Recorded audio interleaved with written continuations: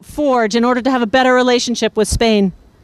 And then there was in the fall of 2009, on a blog post, somebody, and because social media has played a huge role in this, somebody said, you know, why don't we march on Brussels? That would be a good idea.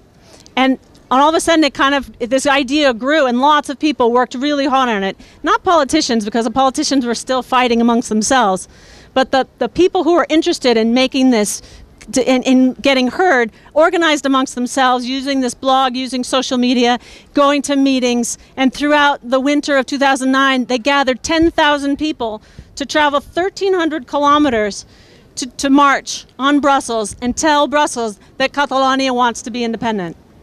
And the couple people who went up from a little town called Arenys de Munt, they were walking in that march, and they said, you know what?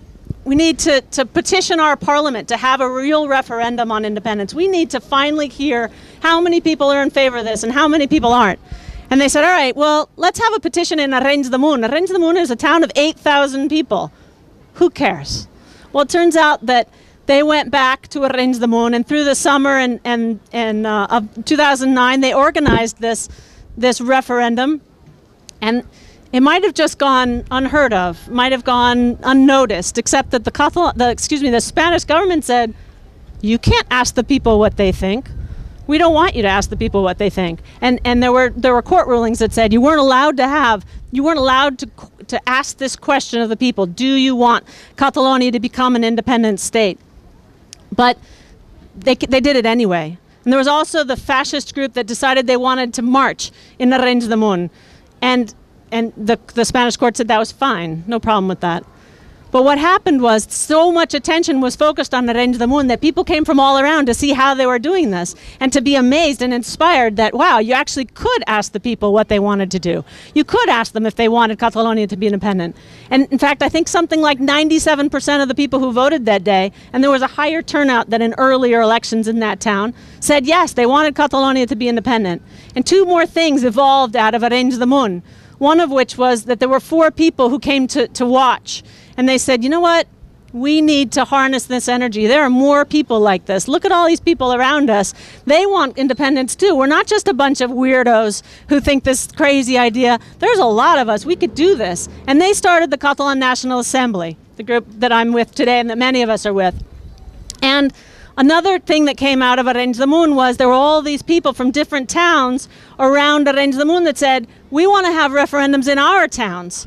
And through 2009 and through 2010 and all the way to 2011, the people in Arenys de Munt taught the people in surrounding towns how to hold referendums, citizen-led democratic referendums about about asking the question, do you want Catalonia to be independent? And I was looking at these clogs that are down here on this canvas, and there was one really interesting thing that stood out to me as I watched these referendums happening all over 500 towns in Catalonia, and it was that it wasn't about voting yes for independence, it was about voting for independence. If you see those clogs, there's a Spanish flag and a Catalan flag. What do you want?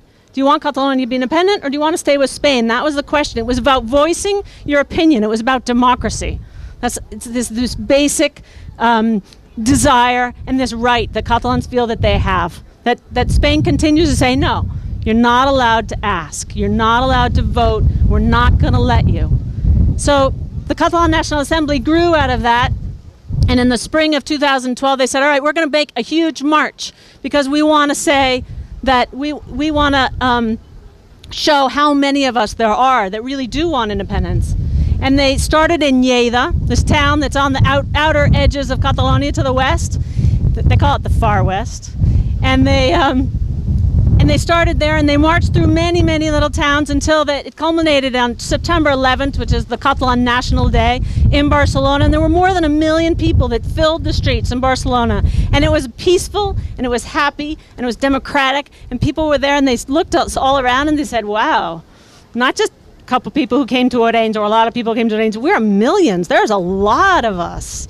And all of a sudden, the government, the Catalan government, who had said, you know, maybe someday, said, oh, maybe soon. Maybe actually we need to take this seriously. And the president of Catalonia went to Madrid and said, I campaigned on a platform about a fiscal pact. I said, we need a better financial deal with Spain. And the Prime Minister of Spain said, no. He didn't say maybe, which would have been smart, would have been politically smart. He didn't say, we can talk about it. He said no. And so the Catalan president returned to Barcelona and said, we need to have elections. Because I didn't campaign on independence, I campaigned on fiscal pact, and that's not possible. So what we're going to do is we're going to have new elections, and we're going to campaign on letting the Catalan people vote on independence, on becoming their own country, because the Catalan people deserve to be heard. They deserve to be able to make their opinions known. That's what democracy is about. It's about listening to the people. It's about voting. It's about choosing. It doesn't divide people to not agree on things. There are many, many, many things that we don't agree on. Democracy is about that. It's about not agreeing and then learning about the issues and then about voting and deciding. It's very simple. Spain doesn't quite get it yet. And they still didn't get it, not after they had those new elections. And so in 2013, inspired by the Baltic Way in Lithuania and Latvia and Estonia, the Catalan National Assembly organized a huge demonstration from one end of Catalonia all the way to the other end, about 400 kilometers. There are 1.5 million people holding hands.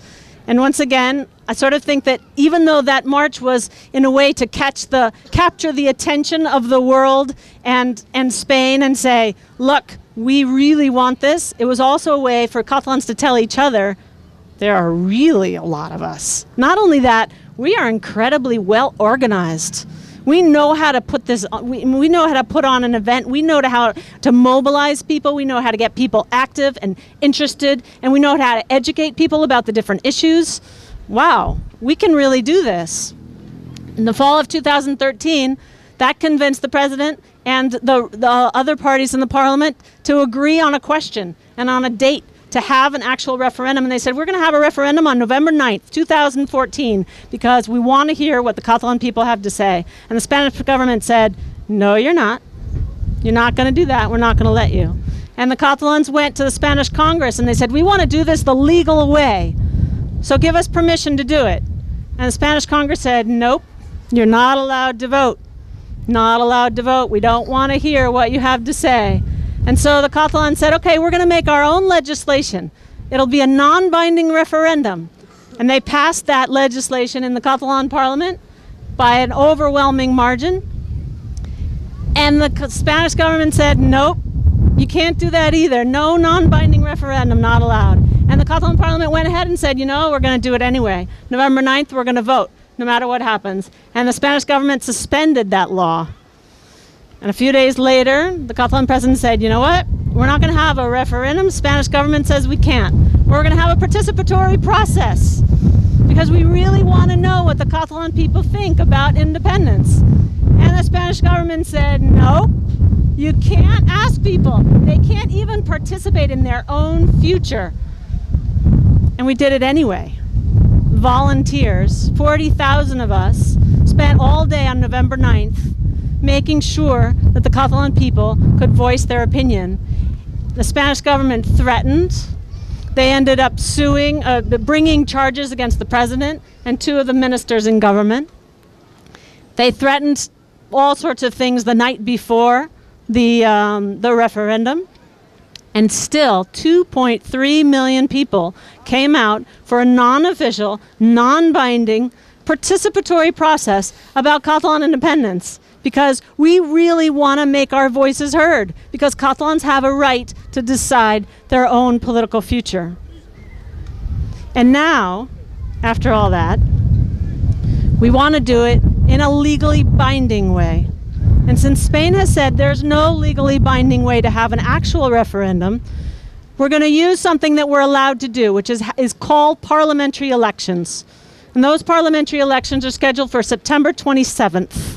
That's just over a month from now. And in those parliamentary elections, they will serve as a plebiscite, as a way of having a referendum, because it's the only way that the Spanish government can't say you can't do that. They can't cancel parliamentary elections. So a vote for the parties that are in Europe and throughout the world have a job to do.